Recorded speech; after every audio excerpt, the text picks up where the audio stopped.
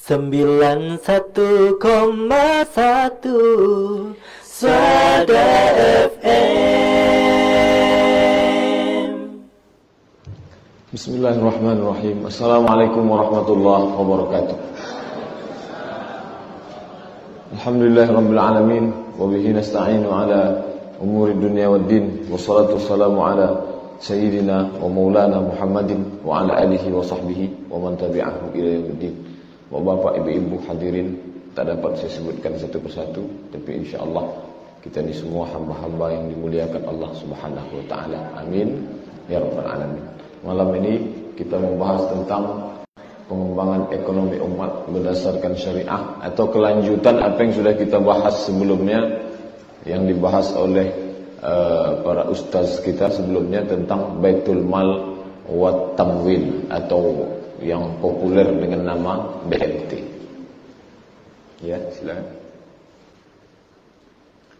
Bait artinya rumah, mal artinya harta, tamwil artinya memberikan modal, bantuan, satu penumpukan, penyimpanan, kemudian kedua pendistribusian yang dalam bentuk pengembangan. Jadi bukan pemberian yang seperti memberikan ikan, setelah itu habis ikan dia akan minta lagi, tapi pada pemberian yang produktif. Orang diberi pancing, sehingga setelah diberi dia sudah bisa mencari ikan, sehingga pemberian tersebut produktif. Tak seperti kita bahas tentang mal dulu, harta. Bagaimana kedudukan harta, sikap manusia terhadap harta. Ada sebelah kiri, ada sebelah kanan. Bapak ibu mau kita bahas mana dulu, kiri apa kanan? Selalu disampaikan ibda' bil yamin, mulai dari kanan. Cuman masalahnya kanan saya apa kanan bapak? Beda lagi, ikhtilaf lagi kita. Oke lah, kanan saya. Kalau sudah cerita harta, dia mau tinggal di Arab, mau di Barat, mau di Indonesia, mau tanah Melayu, mau tanah kafir, pasti sikapnya antara dua nih. Hedonisme tuh sebelah atas. Orang dinding rumah pakai semen putih, dia dindingnya emas. Mobil cukup seadanya, dempul, dia mobilnya emas. Bawah kotak emas. Jadi dunia itu hedon artinya diambil dari bahasa Yunani. Harus dibuat semewah, gembira, semarak, dinikmati senikmat-nikmatnya. Puncak dari kenikmatan hidup adalah materi. Semuanya harus ini.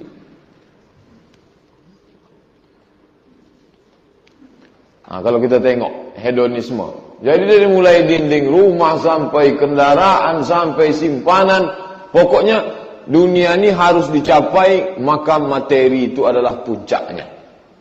Lalu kebalikan dari yang hedonisme, ini asketisme. Kalau yang sana terlalu tinggi sampai dinding rumah harus emas. Kalau yang sebelah kiri ini justru kebalikannya. Jangankan berdinding emas, rambut pun tak boleh panjang. Sampai aja tengok, gundul. Jangankan mau mobil emas, pakai baju berjahit saja tak mau. Karena dianggap kalau sampai rambut itu rapi, lalu dilihat di depan kaca ganteng, berarti lupa dengan Tuhan. Kalau sampai pakai baju yang rapi, pakai jas, pakai koko macam saya ni, itu berarti melalaikan kepada Tuhan. Semua kemewahan dunia melalaikan. Itu yang atas. Yang bawah, kalau yang atas itu Buddha, yang bawah ini Hindu. Kebalikan dari atas. Yang atas itu memang tak bercukur, habis. Tak boleh. Yang bawah justru tak dipotong sama sekali. Jenggot tak dipotong, kumis tak dipotong, rambut tak dipotong. Hidup seadanya. Ini disebut para resi. Resi-resi ahli agama Hindu. Kemudian yang bawah ini Kristen, ortodok umumnya. Kerja seumur hidup hanya menulis di rumah suci. Menulis. Zaman dulu belum ada percetakan. Jadi Alkitab itu ditulis. Makanya dikenal istilah Alkitab Yohanes, Markus, Lukas, Matius. Kemudian ditulis oleh orang-orang selanjutnya. Kerjanya seumur hidup hanya menulis. Tak boleh kemewahan.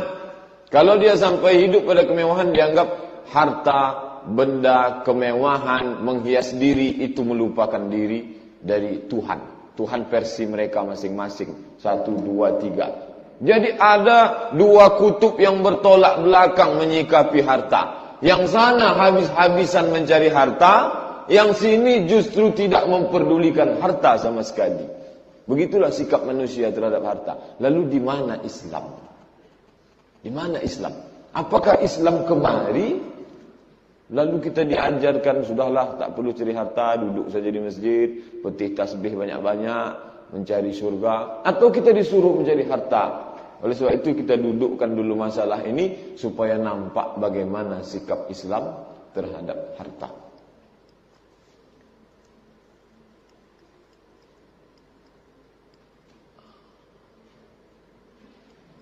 Betul, versi yang kedua.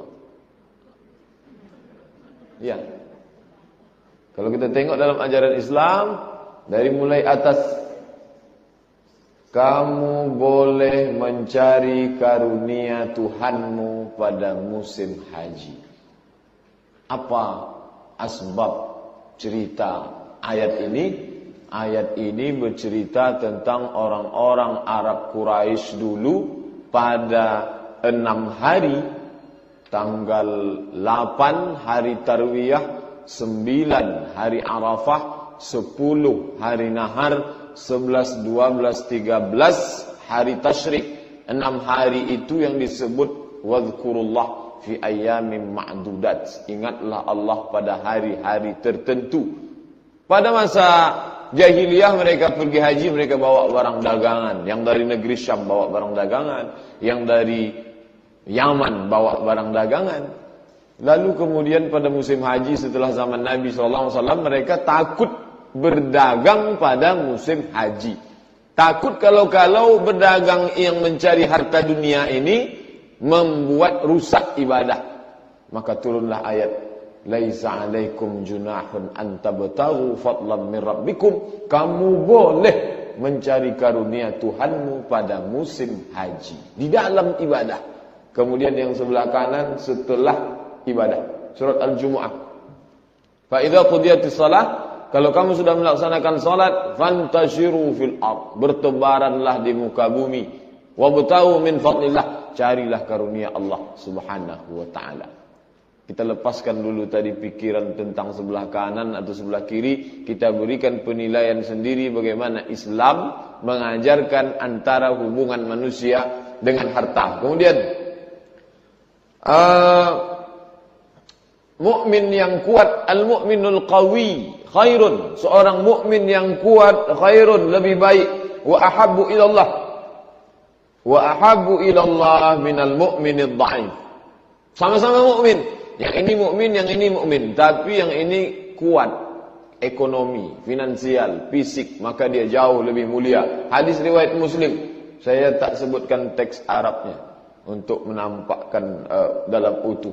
Tapi di sini sebut lebih baik dan lebih dicintai Allah Subhanahu wa taala daripada mukmin yang lemah. Apa maknanya? Bahwa orang Islam harus kuat, bahwa orang Islam harus kaya, bahwa orang Islam harus punya kemampuan finansial yang berkecukupan. Kemudian ini al-yadul ulya, tangan di atas lebih baik daripada tangan di bawah. Sama-sama beriman, tapi yang satu tangannya di atas memberi, yang satu tangannya di bawah menerima. Maka dalam Islam diajarkan muttafaq alaih. Kalau disebutkan hadis itu dalam Sahih Bukhari, ada dalam Sahih Muslim, maka dia tak disebut HR Bukhari, HR Muslim, istilah khusus muttafaq alaih, disepakati kesahihannya. Ini hadis Tirmidzi. At-tajirus saduqul amin, seorang pedagang yang jujur, amin, amanah, di akhirat nanti ma'an nabiyyin, bersama para nabi, was-siddiqin, bersama para siddiqin, wasyuhada, bersama orang-orang yang mati syahid. Jadi dalam Islam tak dilarang orang berdagang. Justru kalau berdagang jujur, adil, amanah, maka dia mati nanti bersama para nabi, para siddiqin, dan para syuhada, orang-orang yang mati syahid. Semua hadis yang saya sebutkan ini tak ada hadis dhaif, paling tidak hadis sahih, hadis hasan. Yang muttafaq alaih, Man bana masjidan banallahu lahu mithlahu baitan mithlahu fil jannah. Siapa yang membangun masjid, Allah bangunkan rumah untuknya seperti itu di dalam surga. Kira-kira siapa yang mampu membangun masjid kalau tidak orang yang kaya, orang yang punya kemampuan dalam bidang finansial. Jadi balik ke kaji pertama tadi, bahwa menyikapi harta ada dua kelompok. Satu kelompok memahami harta sebagai inti kebahagiaan, sampai dinding rumahnya emas, mobilnya emas, simpanannya emas. Satu kelompok justru menganggap harta melupakan kepada Tuhan, sampai bajunya tak berjahit, sampai kepalanya satu bercukur habis, satu tak pernah cukur sama sekali. Tapi dalam Islam justru kalau kita tengok, bisa kita nilai sendiri bagaimana Islam, bahwa Islam menyuruh mencari harta, tapi tujuannya tak lain tak bukan adalah di beberapa poin tersebut. Baik. Kalau dibuka kitab-kitab fikih, dan nanti kalau terbentuklah Baitul Mal wa Tamwil, maka inilah yang akan ada beberapa transaksi mudharabah bagi hasil, musyarakah bekerja sama, murabahah ijarah sewa menyewa, rahan gadai, muzayadah. Muzayadah ini apa nama istilah kita, yang ini lukisan, ini sepatunya si anu, lelang. Muzayadah, qard, pinjaman. Kalaulah Islam mengharamkan harta, kalau dianggap harta itu sebagai penghalang antara seorang hamba dengan Allah Subhanahu wa taala, mengapa bab-bab ini hampir semua kitab fikih membahas ini? Dari mulai fikih klasik sampai fikih kontemporer membahas ini. Kemudian dalam kitab hadis ini dibahas. Sahih Bukhari, Sahih Muslim, Sunan Tirmizi, Nasa'i, Abi Daud, Ibnu Majah, Muwatta Malik, semuanya membahas tentang transaksi jual beli ini. Oleh sebab itu, kalaulah sampai tidak terbentuk Baitul Mal wa Tamwil, maka kajian-kajian seputar ini hanya tinggal teori dan hanya tinggal tulisan dalam buku, tinggal di perpustakaan, dibuka orang hanya ketika dia mau tulis skripsi. Kalau ditanya, di mana ada qard? Ini pernah ada dulu zaman Imam Syafi'i. Di mana ada ijarah, ada rahan? Ini ada dalam disertasi Profesor Anu ditulis tahun sekian. Sekarang udah tak ada lagi, udah musnah, udah punah. Apa bedanya dengan mengatakan dulu di tempat kita ini ada kitab suci namanya Al-Quran. Sekarang ada di museum, orang tak baca lagi. Na'udzubillah. Oleh sebab itu ketika menghidupkan ini, berarti menghidupkan kembali keilmuan Islam dalam bentuk nyata, tak hanya dalam sidang skripsi di universitas dan lain sebagainya, tapi dilahirkan, dibuktikan bahwa oh inilah transaksi dalam Islam. Jadi salah satu saya sebutkan transaksi-transaksi ini bahwa Islam tak mengharamkan harta, justru Islam mengelola harta, proses perpindahan tangan dari harta si A ke si B. Karena dalam Islam diajarkan la ta'kulu amwalakum bainakum bil batil. Janganlah kamu makan harta di antara kamu dengan cara batil. Bapak punya harta, lalu ada orang lain, si A, si B, si C. Cara mendapatkan harta saling berbagi ini, maka diberikanlah transaksi-transaksi ini. Ketika tidak sesuai dengan ajaran Islam, maka transaksi tersebut transaksi batil. Lanjut. Setelah mengetahui itu, tentu suri tauladannya Nabi Muhammad SAW. Selalu digambarkan Nabi itu miskin, Nabi itu susah, Nabi itu melarat. Lalu kalau sudah Nabinya miskin, kita diajarkan untuk ikut Nabi. Ikut sunnah Nabi. Kalau begitu orang Islam kalau mau ikut sunnah maka dia harus miskin. Kalau dia kaya berarti dia sudah tak sesuai dengan sunnah Nabi Sallallahu Alaihi Wasallam. Saya tak mau menjawab lewat apa yang saya buat ini. Apa yang saya buat ini tidak saya jawab ya atau tidak, Nabi itu miskin atau kaya. Tapi bapak, ibu, adik-adik baca. Setelah baca kita jelaskan sama-sama, tarik kesimpulan sendiri. Bahwa nanti bisa berbeda Bisa ibu mengatakan, oh Nabi itu kaya. Bapak mengatakan, oh enggak, menurut saya Nabi itu miskin. Tapi perkara ya atau tidak, kita lihat datanya berikut ini. Apakah Nabi itu miskin? Nabi dibesarkan dikelilingi hampir semuanya pedagang. Dari mulai yang atas ni kakek besar atau moyangnya Hashim bin Abdi Manaf, itu saudagar besar penemu jalur dagang Syria, Makkah, Yaman, yang disebutkan dalam surat Quraisy, liila fi Quraisy ila fihim rihlatash shita'i was-saif. Itu jalur dagang antara Syam, Makkah dan Yaman, berpusat di Makkah, di atasnya Syria, di bawahnya Yaman. Itu penemunya menurut sejarah adalah Hashim bin Abdi Manaf. Kemudian kakek beliau Abdul Muttalib, pedagang besar Mekah, pedagang dan peternak. Artinya apa? Seorang bisnismen, seorang pedagang. Pada waktu itu sumber pendapatan manusia 3: berdagang, bertani dan beternak. Dan dia 2 di antara 3 profesi itu dia geluti, berdagang dan beternak. Kenapa tidak bertani? Karena dia orang Makkah, sedangkan tani itu pekerjaan orang Madinah. Jadi dua unsur pencari nafkah itu dia geluti sesuai dengan tempatnya. Lalu ayah kandungnya mati justru saat berdagang. Jadi kalau berdagangnya cuma sekali, bisa saja mati saat sekali itu berdagang, tapi dia meninggal dalam keadaan berdagang menunjukkan bahwa profesi dia sebagai seorang pedagang profesional. Ketika beliau berdagang melewati kampung namanya Abwa dekat dari Madinah, disitulah dia meninggal dunia. Abdul Muttalib ayah Nabi seorang pedagang. Kemudian paman beliau namanya Abbas bin Abdul Muttalib. Ayat pengharaman riba itu justru pengharaman riba Abdul Muttalib.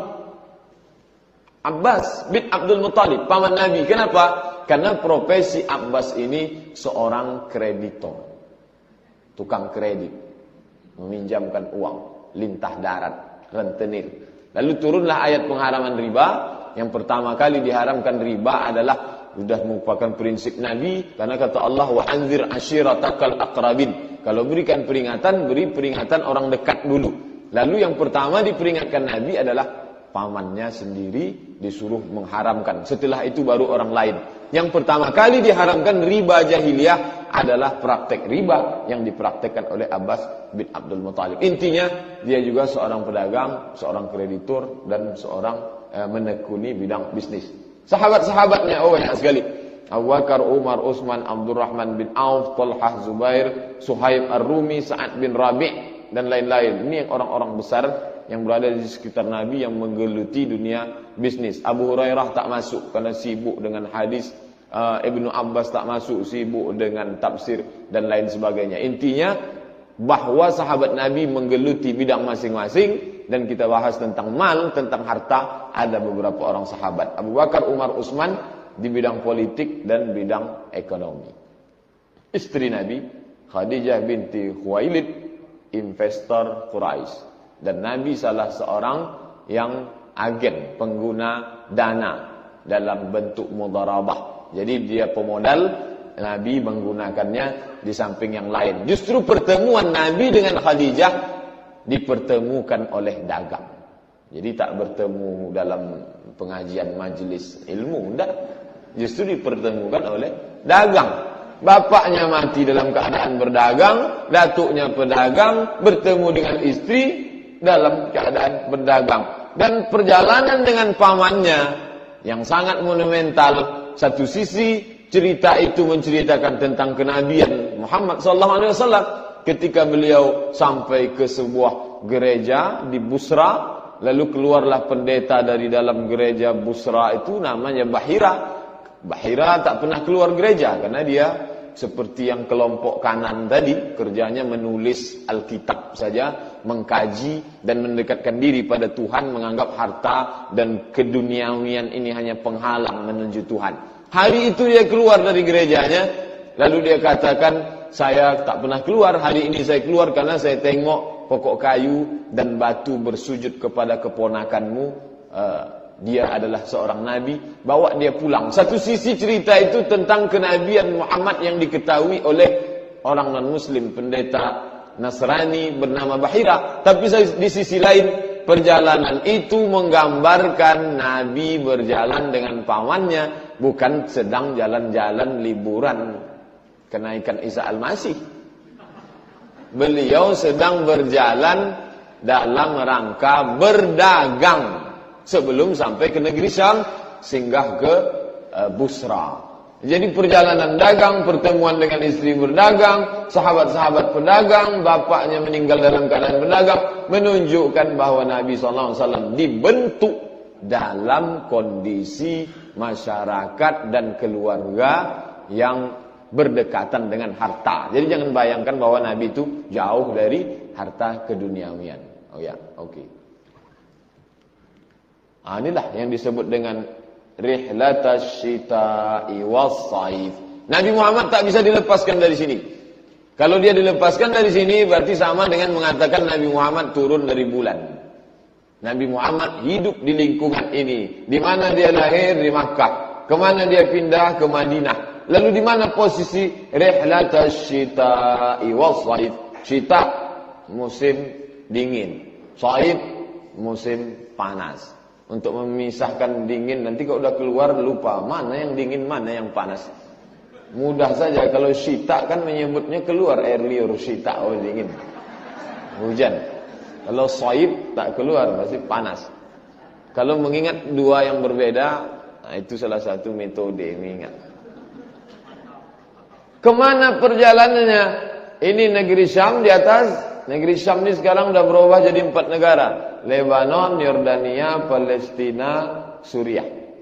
Nah, jadi kalau sekarang mau naik pesawat ke Gulf Air atau Emirat, Bapak mau kemana? Saya mau ke negeri Syam. Tak ada. Tak ada lagi. Dia sudah jadi negara kontemporer, modern. Suriah, Palestina, Lebanon dengan Yordania. Di mana Yaman? Ini di bawah Yaman. Jadi Makkah di tengah.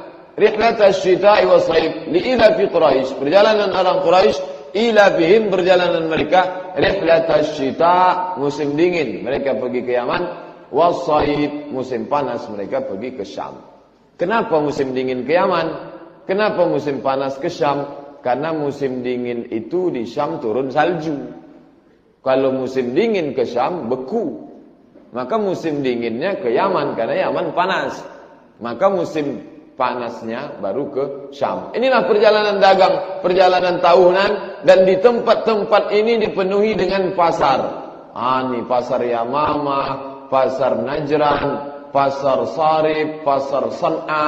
Ini semua pasar tahunan yang dilewati oleh orang Arab Quraisy. Jadi jangan bayangkan Nabi Muhammad beserta sahabatnya, orang-orang Arab jahiliyah, Abu Jahal, Abu Lahab, Abu Sufyan yang kita kenal dengan masyarakat jahiliyah itu, lalu dibayangkan mereka pedagang-pedagang kecil-kecilan, jual duku antar kabupaten.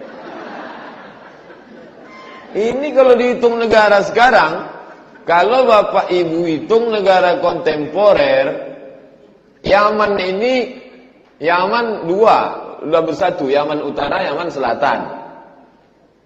Makkah ini Saudi Arabia. Ini 4 negara, Yordania, Palestina, Suriah, Lebanon. 4 tambah Saudi 5 tambah Yaman 6. 6 negara bolak-balik. Masuk akalkah orang bodoh, idiot bolak-balik 6 negara? Mereka ini ekspor impor kerjanya, eksportir. Abu Jahal, Abu Lahab, Abu Sufyan itu para eksportir. Tapi mengapa Allah menyebutnya jahil? Kontradiktif. Masa orang jahil bisa ekspor impor? Maksudnya jahilnya bukan dalam bidang ekonomi, jahilnya dalam bidang ketuhanan, menyembah roti. Roti disembah, bosan sembah dimakan pakai teh manis. Itu mereka disebut jahil. Adapun dalam masalah ekonomi, mereka ini para eksportir. Mereka ini orang-orang yang mapan secara ekonomi. Ini kita mau menunjukkan bahwa Nabi Muhammad hidup di tengah ini, dan setelah menjadi nabi pun bukan berarti dia meninggalkan ini. Kita mau lihat kelanjutan sampai akhir hayatnya. Dia dibesarkan di tengah keluarga pedagang, penuh dengan transaksi keuangan, menikah juga dalam tradisi itu, dan hidup di masyarakat yang juga menggeluti bidang itu. Bahkan kalau kita baca sejarah, agama Islam dibawa ke Indonesia oleh pedagang. Satu sisi kita setuju, tapi di satu sisi lain itu menyesatkan. Jadi yang benar dibawa oleh pedagang dan ulama. Jadi kalau pedagang saja itu menyesatkan. Jadi kalau begitu Islam kita Islam pedagang. Oleh sebab itu bahwa pedagang itu menunjukkan bahwa orang Arab berdagang. Bahwa bahkan satu penelitian menyebutkan sebelum zaman Nabi Muhammad sudah ada interaksi dagang antara kerajaan antara bangsa Arab jahiliyah sudah sampai ke Nusantara, ke Cina dan lain sebagainya. Ini menunjukkan bahwa mereka adalah masyarakat eksplorer, petualang dan juga pedagang. Baik. Nabi Muhammad SAW dihitung menurut masa 1 sampai 12 masa kanak-kanak, belum ada aktivitas dagang. 12 sampai 37 25 tahun itu menekuni bidang usaha. 37 sampai 40 mulai masa kontemplasi. Jadi beliau 3 kali merenung diri di Gua Hira. Umur 38, 39, 40. Itu mulai menyendiri. Baru kemudian 40 sampai 63, 23 tahun mengemban misi kenabian, tapi tidak dipahami bahwa dia meninggalkan ini. Justru kalau di sini hanya murni menekuni dunia usaha, spiritualnya untuk pribadi, setelah di sini maka dia mengkombinasikan antara yang ini dengan yang ini. Jadi yang ini lebih bernilai spiritual dan keduniawian, bercampur antara dua unsur. Kalau di sini spiritual agamanya hanya untuk sendiri, fitrahnya. Nah, jadi kalau diperhatikan 25 tahun dengan 23 tahun. Jadi kalau hampir keseimbangan yang terjadi. Fid dunya hasanah wa fil akhirati hasanah. Ada kesetaraan, ada antara dunia dan akhirat. Jangan dibayangkan bahwa Nabi itu akhirat oriented, pandangan akhirat semata, enggak, tapi seimbang antara. Ini gambaran tentang kehidupan Nabi sallallahu alaihi wasallam. Oke, ini detailnya. Nabi itu kaya atau miskin, berduit atau tidak. Mahar nikah dengan Khadijah 20 ekor onta. Onta yang paling mahal Humurun Ni'am 35. Kita patok yang ini tak mahal, tak murah, 20 kali 20 juta sama dengan 400 juta. 12 uqiyah emas, 12 ons. 12 on 1.200 gram kali 500.000 sama dengan 600 juta. Jadi total maharnya 1 M. Saya tak mau mengajak menggiring Nabi itu miskin atau kaya, Nabi itu penting dunia atau tidak. Yang jelas menurut data mahar dia dengan Khadijah adalah. Lalu orang sekarang mati-matian mengatakan Nabi itu hidup prihatin, Nabi itu susah. Kita sekarang hidup bermewah-mewahan. Apa mewah? Orang zaman sekarang mengatakan mewah, aku nikahi engkau dengan seperangkat alat sholat dan kitab suci Al-Quran. Dan yang lebih parahnya lagi, kupinang kau dengan bismillah.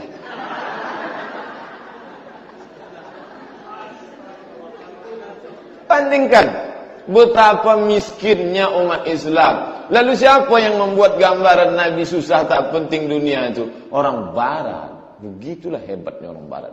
Dia sosok, dia tak perlu merubah nabinya, dia tak perlu mengajak kita, udah tinggalkan Muhammad, ikut nabi kami. Enggak, nabinya tetap Muhammad, kita tetap sallallahu alaihi wasallam. Tapi casingnya, isinya dia robah dengan nabi yang miskin, melarat, padahal data menunjukkan seperti ini. Nih, 1 M nabi. Jadi kalau mau betul-betul ikut sunnah nabi, 1 M. Kadang orang ini ikut sunnah waktu senang, waktu menyenangkan, tiba senang di dia, baru dia sunnah. Mengapa begitu Pak? Oh ini sunnah ini. Kalau mau sunnah 1 M. Sunnah. Jadi lagu kupinang kau dengan bismillah itu bertentangan dengan hadis sallallahu alaihi wasallam. Kalau mau kupinang kau dengan bismillah koma. Dan 20 ekor onta beserta 12 uqiyah. Kalau titik itu tak sesuai. Ini yang diajarkan Nabi SAW. Hadiah untuk Hatib bin Abi Balta'ah. Hatib itu yang membawa surat Nabi ke Muqawqis di Yaman, di Mesir. Apa hadiahnya? 100 dinar. 1 dinar 4,25 gram kali 100, 425 gram kali 500, 212 juta. Hadiah untuk pembawa surat Nabi, Hatib bin Abi Balta'ah. Ditambah 5 potong baju jubah. Tak saya pasangkan harganya. Tak tahu berapa harga jubah itu sekarang. 212 juta. Kalau hadiahnya untuk orang yang bawa surat 212, lalu berapa harta dia? Nah, ini Nabi sekedar gambaran bagaimana. Jadi yang dibayangkan Nabi itu orangnya dermawan, Nabi itu orangnya baik. Itu kan umum. Dermawan dan baik itu lafaz kata yang umum. Orang yang mengasih uang parkir 2.000 pun dermawan juga, kata si tukang parkir. Tapi batas nominalnya berapa? Nah, ini sejarah menyebut 212 kalau kali 500.000. Perang Khaybar. Pada perang Khaybar, Nabi memperoleh 100 perisai, 400 pedang, 1000 busur, 500 tombak. Jatah untuk Nabi saja. Di samping yang jatah untuk sahabat. Pada perang Khaybar memerangi orang Yahudi. Berapa lah itu Pak Ustadz? Saya tak tahu harga berapa satu perisai, berapa pedang. Ini bisa hitung sendiri. Dan untuk zaman berubah. Zaman Nabi, harta alat perang yang paling mahal pedang, tombak. Itu berapa totalnya? Wallahu a'lam bishawab. Pemberian Nabi untuk keluarga, untuk istri dan beberapa orang sahabat. Fatimah dapat 200 wasak, Ali 100 wasak, Usama 250, Aisyah 200, Ja'far 50, Rabi'ah bin Haris 100, Abu Bakar 100, Aqil bin Abi Talib 140, Bani Ja'far 140, beberapa orang sahabat Nabi dan istri 700, jumlah 1980 wasak.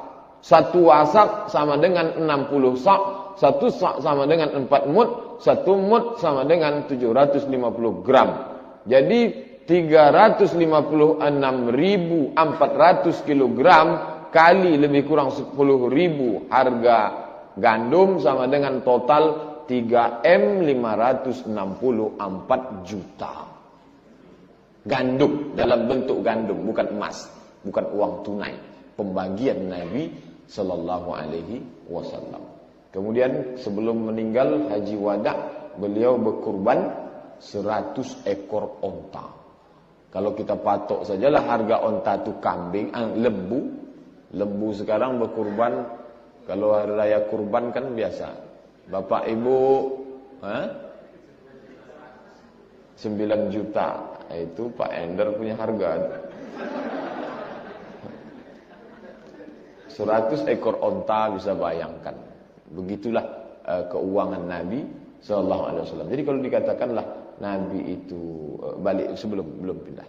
Kalau dikatakan miskin, dikatakan kaya. Jadi sebenarnya beliau seorang yang kaya tapi hidup bersahaja. Jadi dikatakan miskin tidak, dikatakan kaya pun beliau seorang yang kaya tapi kekayaannya tak masuk ke hati. Hidup bersahaja. Karena kalau sampai kaya itu masuk ke hati, ini berat sekali. Ini berat nih. Ini pun berat sekali. Ini, itu. Apalagi ini 100 ekor. Kita satu kambing berebut 7 orang berat. Baik, lanjut.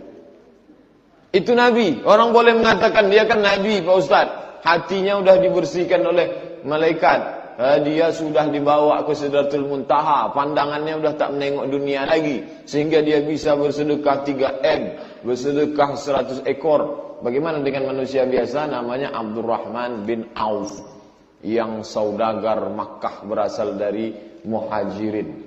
400 dinar dia kasih untuk per 1 orang veteran perang Uhud. Jadi ada pensiunan perang Uhud, itu dia kasih per orangnya 400 dinar, semuanya ada 100 orang, maka 400 kali 100 sama dengan 40.000 dinar.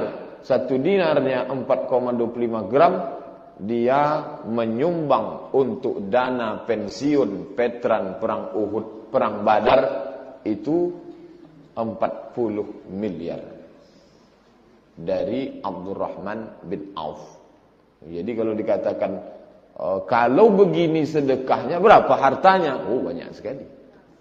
Begitulah Abdurrahman bin Auf. Kemudian harta warisan Abdurrahman bin Auf, beliau meninggalkan harta 100 ekor onta, 100.000 ekor onta, 100 ekor kuda, 3.000 ekor kambing. Setiap istri mendapat 80.000 dinar.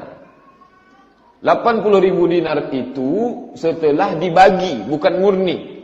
80.000 dinar per orang, setelah dibagi jatah istri dapat 1/4 jika ada anak. Dan ini bukan 1/4 dari hartanya. Bukan 1/4 dari hartanya karena istrinya ada 4 orang. Jadi setelah dihitung di total semua warisannya 2.560.000 dinar. Kalau 1 dinar itu 4,25 gram, totalnya lebih kurang 4 triliun. Tak bisa dihitung sekarang. Jangan samakah nilai 4 triliun di zaman dia dengan kita? Tak bisa. Kenapa? Karena zaman kita zaman yang maju secara finansial, kemudian transportasi, informasi, jadi tak bisa sama nilainya. Tentu nilai 4 triliun di zaman Abdurrahman bin Auf itu berlipat ganda. Dan perlu dicatat bahwa Abdurrahman bin Auf waktu pindah ke Madinah, dia tidak bawa apa-apa. Waktu dia pindah ke Madinah, semua hartanya tinggal di Makkah. Karena waktu hijrah, jangankan untuk membawa kontainer untuk diri saja selamat, alhamdulillah. Dialah yang dipersaudarakan oleh Nabi dengan Sa'ad bin Rabi', yang disebutkan dalam Sahih Bukhari, bab seorang yang menyerahkan hartanya dan keluarganya kepada saudaranya. Dibuat Imam Bukhari ada satu bab. Yang dimaksud di situ adalah Sa'ad bin Rabi' yang dipersaudarakan oleh Rasul. Hai Sa'ad, engkau orang Madinah, ini saudaramu namanya Abdurrahman bin Auf. Abdurrahman bin Auf tak punya apa-apa. Lalu datang Sa'ad menawarkan, hai Abdurrahman, saya punya rumah lebih dari 1, kamu pilih mana kamu mau, maka saya beri untuk kamu. Saya punya istri lebih dari 4, waktu itu belum diharamkan. Kalau kamu mau pilih, nanti saya ceraikan 1 untuk kamu, kata dia. Apa jawab Abdurrahman bin Auf waktu itu? Abdurrahman bin Auf waktu itu mengucapkan, barakallahu fi malikum wa barakallahu fi ahlikum. Semoga Allah memberikan berkah pada hartamu, semoga Allah berikan berkah pada keluargamu. Dullani ala suqikum, tunjukkan saya di mana pasar Madinah. Jadi Abdurrahman bin Auf manusia biasa. Dan kita bahas menunjukkan bahwa sahabat Nabi yang disebut radhiyallahu anhum wa radu'an itu pun manusia yang mementingkan harta. Jadi kalau ada orang sekarang yang menganggap harta itu benda haram, hanya menghalangi kepada Allah, maka berarti lebih menganggap dirinya suci daripada Abdurrahman bin Auf. Baik, lanjut. Biaya perang Tabuk tahun 631 Masehi itu sepertiganya ditanggung oleh Utsman bin Affan, sahabat konglomerat menantu Nabi sallallahu alaihi wasallam. Apa saja sepertiga itu? 950 ekor onta, 50 ekor kuda, uang tunai 1000 dinar. 1000 dinar lebih kurang 1 dinarnya 4,25 gram emas. Jadi kalau ini total 1 M, kalau dikali 1 juta 1 dinar. Kalau dikali 1,2 juta 1 dinar, berarti 1,2 M. Di samping kuda, onta, dan lain-lain, sepertiga dari biaya perang Tabuk tahun ke-9.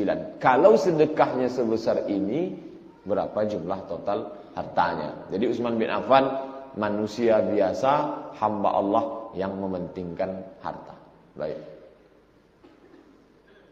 Setelah kita kaji tentang Nabi, tentang sahabat Nabi, tak disebutkan semua. Hanya dua saja, Abdurrahman bin Auf dengan Utsman bin Affan. Maka harta dalam Islam, mengapa mereka mencari harta dan mengapa pula mereka ringan memberikan harta? Di sini jawabannya. Ada orang mencari harta, boleh jadi motivasinya. Lalu mengapa dia ringan memberikan? Karena dalam Islam pemilik mutlak harta adalah Allah. Lalu mengapa manusia dapat? Allah titipkan sebagai amanah. Orang penganut paham konsumtif yang memahami bahwa harta adalah pencarian dia, lalu tak ada campur tangan Tuhan di dalamnya, dia tak memahami ini sebagai amanah. Oleh sebab itu dia pegang sekuat-kuatnya, tak perlu menetes ke orang lain walau setitik pun. Nah, itu bedanya. Orang Islam tak, dia pahami ini milik Allah. Lalu mengapa ada pada tangan anda? Ini amanah yang dititipkan Allah. Sanggup tak saya menjaganya? Kepemilikan harta diperoleh dengan usaha dan kerja keras. Dilarang mencari harta sehingga melalaikan perintah Allah. Kapan dia boleh dicari? Fa idza qudiyatis shalah, setelah salat tuntas selesai salat. Bukan sebelum salat lalu lalai salat gara-gara harta, tidak. Mencari harta lalu ketika datang waktu salat tetap. Hakikat harta baik, mulia, indah. Nabi menyebut dalam hadis, harta itu kata Nabi khudrun hulwun, khudrun hijau. Sesuatu yang indah dipandang mata disebut hijau. Hulwun manis. Rasanya manis, ditengok sedap. Itulah harta. Maka hakikat harta baik, mulia dan indah, bukan sesuatu yang dibenci. Miskin harta dapat membahayakan akidah dan iman. Makanya dalam Islam diajarkan, walaupun bukan hadis, ungkapan sahabat Nabi, ungkapan Ali bin Abi Thalib, kada al-faqru ayyakuna kufran. Hampir saja kefakiran itu menyebabkan orang menjadi kafir. Tipis antara kafir dan fakir. Oleh sebab itu jangan heran program kristenisasi sukses berhasil gara-gara fakir. Lalu banyak orang berubah menjadi kafir. Harta sebagai satu sisi sebagai amanah, satu sisi sebagai perhiasan hidup, satu sisi sebagai ujian keimanan, satu sisi sebagai bekal ibadah. Tak ada harta susah beribadah. Bagaimana mau puasa, mau makan, bagaimana mau haji dan umrah, bagaimana mau berinfak sedekah kalau tak ada harta? Amanah, ujian keimanan. Ingat, ketika ada pada diri kita, kita sedang diuji iman kita. Sanggup tak mengendalikan dia, atau dia yang sedang mengendalikan kita. Belanjakan harta bijaksana dan proporsional. Jauh menyimpang dari tabzir, mubazir. Setelah mendapatkan harta, ada kepedulian. Wajib, zakat, kepedulian sunat disebut dengan infak. Dilarang mendapatkan harta dengan cara batil dan haram. Ketika Nabi, sahabat memahami kedudukan harta seperti ini, itulah mengapa mereka tetap mencari harta, tapi harta itu mereka sedekahkan, infakkan, tunaikan kewajibannya tanpa merasa berat, karena harta mereka dudukkan sebagai yang berikut seperti ini. Lanjut. Amal terbagi kepada 3. 1 amal fisik, badan, salat, baca Quran, zikir dan lain-lain. Mal, harta, zakat, infak, sedekah. Gabungan dari keduanya, haji, umrah, perang jihad. Haji gabungan dari keduanya.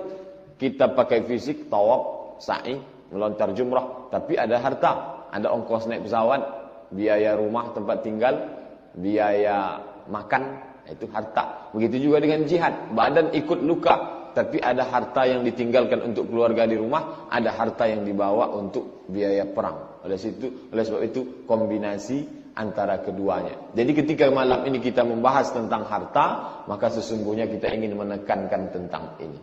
Bahwa kita ini sudah ini, insya-Allah sudah. Salat, jangankan salat yang wajib, yang sunat, tahajud malam bertahun-tahun sudah. Belum lagi saya pulang dari Maroko, bapak ibu sudah tahajud dengan Ustaz Mustafa di atas. Nah, yang mau kita tekankan ini sekarang. Membaca Al-Quran sudah, tahsin macam-macam. Dari mulai Ustaz Murtada, Ustaz macam-macam guru tahsin. Berzikir, sudah. Mulai yang menitik sampai tak menitik air mata sudah zikir. Tak juga bisa menitik, panggil pakar zikir dari Jakarta biar supaya menangis. Sudah ini dimulai. Haji umroh tak banyaklah. Saya selalulah dapat nih Pak Ustaz kurma air zam-zam saking banyaknya umroh. Perang jihad, ini belum lagi sempat. Intinya ini masih belum. Walaupun sudah, tapi tidak optimal. Sedangkan yang kita mau ini, kita bukan mau memulai, kita mau mengoptimalkan yang ini. Ini penekanan kita sekarang. Baik, lanjut. Wa rafa'na fawqakum fawqa ba'din darajat. Wa rafa'na ba'dakum fawqa ba'din darajat. Kami buat kamu beraneka, kata Nabi. Ada yang tinggi, ada yang rendah, ada yang kaya, ada yang miskin, ada yang punya, ada yang tidak. Lalu di tengah keberaneka-ragaman itu, apa yang diinginkan Allah? Apakah karena Allah tak sanggup buat kita satu? Sanggup. Walau sya'allahu la ja'alakum ummatan wahidah. Kalau Allah mau, dia buat kamu semuanya satu, semuanya kaya. Lalu mengapa dia buat kita beraneka ragam? Dia ingin kita saling berbagi. Satu sisi ada orang yang mau berbagi, tapi dia tak mau, dia tak tahu dia mau bagi kemana. Ini. Satu sisi ada kelompok orang yang mau menolong, tapi dia tak tahu siapa yang mau ditolong. Apalagi zaman sekarang. Niat baik mau menolong, tapi yang mau ditolong ni macam menolong, maaf cakap, melepasi anjing terjepit. Sudah kita lepaskan, kita digigitnya. Lalu niat baik tadi tak sampai. Nih, punya modal tapi tak punya waktu. Sibuk saking banyaknya bisnis saja. Tak sempat lagi. Kalau istilah Pak Endar, urdu, urusan dunia yang banyak. Tak sempat lagi. Punya modal tapi tak mampu. Wah ini. Kok bisa dia punya tak mampu, Pak? Banyak faktor. Bisa jadi dapat durian runtuh, bapaknya kaya, mati, terus dia punya. Tapi dia tak mampu. Ini mau digerakkan kemana? Punya modal tapi tak punya teman jujur. Teman banyak, yang jujur tak ada. Teman ini mau menghabiskan aja, mengaut ke dalam. Nah ini. Dan ada niat investasi akhirat, tapi tak tahu mau diinvestasikan kemana. Satu sisi ini orang baik-baik semua. Di sisi yang lain ada baik, tapi punya kekurangan. Punya waktu, tak ada modal. Punya kemampuan, tak punya modal. Punya kejujuran, amanah, tak punya modal. Orang-orang yang membutuhkan dana. Dua orang yang saling membutuhkan. Ini butuh ini perlu ini. Tapi tak pernah ketemu. Jadi datanglah ini. Jadi kalau dunia perjodohan ini biro jodoh. Cuman karena ceritanya bukan masalah. Ada dua orang, ini perlu, ini butuh. Saling mencari, tak ketemu. Di mana dipertemukan? Dipertemukanlah dalam Baitul Mal wa Tamwil. Tapi Baitul Mal wa Tamwil ni banyak juga yang seperti kerakap tumbuh di batu. Hidup segan, mati tak mau. Launching, foto, habis itu selesai. Dikatakan mati tidak, hidup tidak. La yamutu fiha wa la yahya. Tak hidup, tak mati.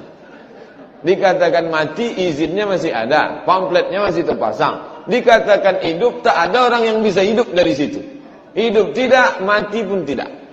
Oleh sebab itu, Baitul Mal wa Tamwil mesti dibimbing, dikoordinir oleh tim profesional di bidangnya masing-masing. Jadi tak bisa ditempatkan, ini orangnya baik, jujur, kita letakkan. Tidak. Bidangnya. Dia pakar bidang ekonomi, diletakkan. Dia pernah berpengalaman, diletakkan. Maka diletakkanlah di bidangnya masing-masing, dibentuk berdasarkan musyawarah. Mereka lah yang mengelola ini, maka dipertemukanlah ini dengan ini. Bertemulah, maka terwujudlah niat lama yang sudah bertahun-tahun ini ingin berbuat baik dan ini ingin menjadi orang baik. Selama ini tak ketemu. Kenapa? Karena memang tak pernah dipertemukan. Selama ini niatnya kamu mengapa datang ke Masjid Agung? Saya mau tahajud. Kenapa datang? Saya mau mengkaji tafsir. Tak pernah mengkaji. Lalu inilah mau dibuat sebagai kelanjutan. dari pengajian yang sebelumnya sudah menanamkan akidah, mengkaji masalah ruh, mengkaji masalah akal, mengkaji hadis-hadis. April ini saya mengajar hadis Akramun Nas sudah 2 tahun, genap 2 tahun. Kalau setahun itu 50 minggu, berarti setahun 2 tahun 100 hadis. Saya mengajar 2 SKS di UIN hanya 16 tatap muka. 2 SKS, potong mid semester sama semester. Boleh cabut 4 kali, 75. 25% boleh tak datang. Jadi kalau 10 kali 2 SKS, berarti bapak yang ikut kajian hadis itu sudah berapa SKS? Oh, lebih S1 pak. Lebih. Berapa SKS itu? Banyak sekali jam. Tapi aktualnya kita sudah kaji, wallahu fi aunil abdi ma kana al-abdu fi auni akhi. Allah akan memberikan pertolongan seorang hamba selama hamba itu menolong saudaranya. Kita sudah kaji tafsir wa ta'awanu 'alal birri wat taqwa. Tolong menolonglah dalam kebaikan dan dalam ketakwaan. Kita sudah kaji masalah hadis, man yassara an mu'sirin yassarallahu alaihi yaumil qiyamah. Siapa yang menolong orang kesulitan, Allah akan mudahkan dia pada hari kiamat. Mana bentuk realnya? Bukan berarti saya menafikan amal baik Bapak Ibu selama ini. Sudah baik, tapi belum optimal. Karena kebaikan kita baru person per person. Ibarat batang sapu lidi, baru 1 lidi. 1 lidi membuat 1. Yang terbuang mungkin 1 bungkus rokok 1. Tapi kalau disatukan lidi-lidi yang banyak ini, jangankan sampah, maling pun mati kita pukul pakai sampah. Oleh sebab itu malam ini kita bukan menafikan, saya yakin dan percaya untuk yang setingkat bapak dan ibu yang sudah mengkaji tafsir Al-Ma'rifah, mengikuti pengajian di mana-mana, tak lagi diragukan. Tapi kita mau amal ni amal jamaah, amal berjamaah. Karena kata Nabi, yadullah ma'al jamaah, tangan Allah bersama jamaah. Makna tangan Allah di sini adalah kekuasaan Allah, pertolongan Allah, kebaikan akan diberikan kalau kita berjamaah. Salat berjamaah sudah. Jangankan yang fardu, yang salat sunat tasbih tak disuruh Nabi berjamaah, sudah bapak ibu laksanakan berjamaah. Yang tak disuruh berjamaah dibuat berjamaah. Puasa sudah. Diadakan puasa Senin Kamis ada berjamaah. Di Rokan Hulu puasa Senin berjamaah. Berbuka berjamaah. Umrah sudah pergi berjamaah, tapi menolong orang berjamaah belum. Kapan kesempatannya? Baitul Mal wat Tamwil. Jadi kalau tak mau pakai istilah Baitul Mal wat Tamwil, apa program yang baru? Menolong orang berjamaah. Namanya Baitul Mal wat Tamwil. Jadi intinya mempertemukan yang membutuhkan, dua-duanya saling membutuhkan. Ini butuh modal, ini butuh orang yang jujur. Transaksinya macam-macam. Ada bentuk ijarah, ada bentuk qard, ada bentuk mudharabah, ada bentuk muzayadah, ada bentuk muzara'ah dan lain sebagainya. Itu akan digodok oleh tim profesional di bidangnya masing-masing. Itu saya tengok tadi sudah masing-masing Bapak Ibu ada kertas, dan pertemuan sebelumnya sudah bahas tentang Baitul Mal wat Tamwil. Lanjut. Itu yang sifatnya produktif. Ini menolong ini ditolong oleh ini. Setelah saling tolong menolong, ta'awun, takaful, saling memberikan saran dan lain sebagainya, ada hasil yang didapat, perputaran dari dana uang tadi. Itu untuk apa? Kita pahami bahwa itu adalah amanah dari Allah Subhanahu wa taala. Pemiliknya Allah. Lalu dia berikan ke kita untuk menguji kita. Kemana kita salurkan? Nih, semua ini sudah kita lakukan, tapi belum optimal nih anak-anak yatim. Saya menengok bapak dan ibu sudah tiap mau Ramadan, mulailah panggil 10 anak yatim atau datang ke rumah anak yatim. Itu sudah baik, tapi ingat, anak yatim itu bukan makannya tidak hanya bulan Ramadan. Muharram, Safar, Rabiul Awal dia makan juga. Itu yang belum kita sanggup lagi. Kita baru menyanggupi dia Sya'ban. Sya'ban itu kenyang lah dia. Ramadan masih kenyang. Syawal pun kenyang. Masuk Zulqa'dah, mulai Senin Kamis dia puasa. Ini tak dapat kita lakukan kalau tidak berjamaah. Anak yatim. Ini ibu-ibu tua. Ibu-ibu, janda-janda tua. Kalau janda muda banyak yang mau. Kalau yang tua siapa peduli? Ini dibutuhkan orang-orang. Satu orang berbuat tak optimal. Mesti beramai-ramai. Senyum Pak Enda. Mesti optimal. Ini amal jama'i. Maka saya buat di atas amal jama'i. Jama'i diambil dari kata jamaah. Salat berjamaah. Sudah. Haji berjamaah. Sudah. Puasa berjamaah. I'tikaf berjamaah. Tapi untuk yang amal ni kita belum berjamaah. Ini anak jalanan. Banyaklah anak jalanan ni. Tak perlu diceritakan. Bapak dan ibu setiap hari lampu merah menengok anak jalan. Cukupkah hanya meneteskan air mata? Tak cukup. Air mata kita tak mengurangi kesedihan mereka. Air mata darah kita teteskan, dia tetap juga ada di jalan. Oleh sebab itu ada tindakan langsung. Tak dapat kita lakukan. Nikah masal. Banyak orang niat mau nikah tapi tertunda. Saya pun berani menyampaikan ini kan sudah nikah. Kalau tidak, nanti ustaz ni mau iklan. Banyak bapak dan ibu bisa tengok di masyarakat. Banyak. Ini mesti kita tolong. Terjerumus mereka ke dalam perbuatan zina. Selama ini kita sudah menyampaikan yang baik kepada orang yang baik. Tapi banyak orang yang berniat baik belum tersentuh oleh kita. Apa sebab? Keterbatasan. Karena kita masih sendiri-sendiri. Maka kita perlu berjamaah. Ini hanya sekedar contoh. Ini sekolah gratis. Yang dikelola oleh partai sudah ada. Yang dikelola oleh mazhab aliran tertentu sudah ada. Ini baik. Tapi ada segi tak baiknya. Kalau dikelola oleh partai, sebelum masuk nanti ditanya dia, bapak kamu partainya apa? Bukan berarti tak baik. Baik, kita mau lebih baik. Kita mau ud'u ila sabili rabbik, ajak orang ke jalan Tuhanmu. Kalau dikelola oleh partai, nanti yang lain partai dia tak bisa sekolah situ.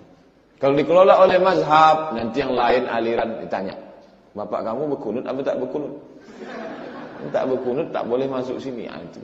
Oleh sebab itu kita mau li jami', kalau semboyan gontor, li jami'it tawaif wa li maslahatil ummah, untuk semua golongan dan untuk kemaslahatan umat. Tak ada maslahat pribadi, tak ada maslahat golongan. Yang penting dia bisa sekolah. Tapi ini tak bisa terwujud kalau kita tak berjamaah. Jadi guna Baitul Mal wa Tamwil tadi menorong orang yang sifatnya produktif, ada bakat, tapi ada sebaliknya yang tak produktif. Ini nampaknya tak produktif, menolong. Tapi ini investasi masa depan. Kalau dia sekolah SMP sekarang, dibekali dengan tambahan pendidikan agama, maka 20 tahun akan datang, dapatlah dia S1, S2, dia inilah yang akan duduk di parlemen memperjuangkan perda syariah dan lain sebagainya. Memang perjuangannya lama, jangka panjang. Banyak orang tak sabar. Karena zaman sekarang ini kita zaman instan. Semuanya mau cepat. Makan mau cepat. Siram air panas langsung jadi. Semua mau cepat. Itu zaman instan. Zaman dulu orang 9 bulan 10 hari. Sekarang 3 bulan jadi. Semua instan. Ini termasuk yang prosesnya lama. 20 tahun paling tidak. Kalau dibuat SMP, memang namanya pendidikan agama, bapak dan ibu, hanya 2 jam. Oleh sebab itu, alhamdulillah di Pekanbaru sudah banyak sekolah yang full day. Masuk jam 8, pulang jam 4, pendidikan agamanya penuh. Tapi siapa yang bisa sekolah di situ? SMA fulus, SMP fulus, SD fulus, tak sanggup. Oleh sebab itu ada orang-orang yang punya kemampuan, tapi tak punya kemampuan materi. Maka ini sekolah.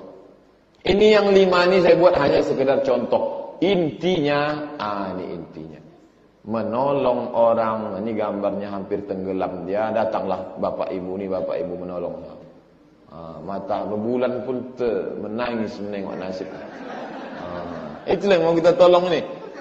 Itulah yang mau kita tolong untuk menyelamatkan hamba-hamba Allah Subhanahu wa taala. Saya yang dapat saya sampaikan, menyampaikan hadis, menyampaikan ayat Al-Quran yang ingat oleh saya membuat ini. Tapi bapak dan ibu punya kelebihan yang lebih dari apa yang saya sampaikan. Oleh sebab itu Baitul Mal wa Tamwil ke depan butuh sokongan, butuh sambutan, butuh semangat. Dia seperti perjalanan, ketika nampak agak terlalu laju, bapak dan ibu remnya. Nampak agak pelan, bapak ibu pula yang mendorongnya. Nampak dia berhenti, bapak ibu juga yang menanyakan mengapa dia berhenti, apa sebab mogok dan lain sebagainya. Intinya semuanya berdasarkan wa amruhum syura bainahum. Orang beriman dalam berbagai masalahnya dia putuskan berdasarkan musyawarah. Bapak dan Ibu hadirin dimuliakan Allah Subhanahu wa taala, saya tak bercerita detail tentang Baitul Mal wa Tamwil secara teknis karena itu akan dibahas. Jadi ini ibarat menggiring ke sesuatu, nanti ketika sudah terwujud seperti yang disebutkan di sini, barulah ada tim pakar Baitul Mal wa Tamwil. Saya kira sudah terbayang, bahwa tak terbayang, saya tak paham apa yang Ustaz cakapkan dari awal sampai akhir tadi. Oh, itu wajar, manusiawi. Tapi intinya adalah kedudukan harta dalam Islam. Harta salah satu jalan menuju Allah Subhanahu wa taala. Yang dapat saya sampaikan. Mohon maaf banyak kata-kata saya tak berkenan di hati, menyinggung perasaan. Yang baik datang dari Allah, tak baik dari diri saya sendiri. Terima kasih atas segala perhatian. Mohon maaf banyak kekurangan. Assalamualaikum warahmatullahi wabarakatuh.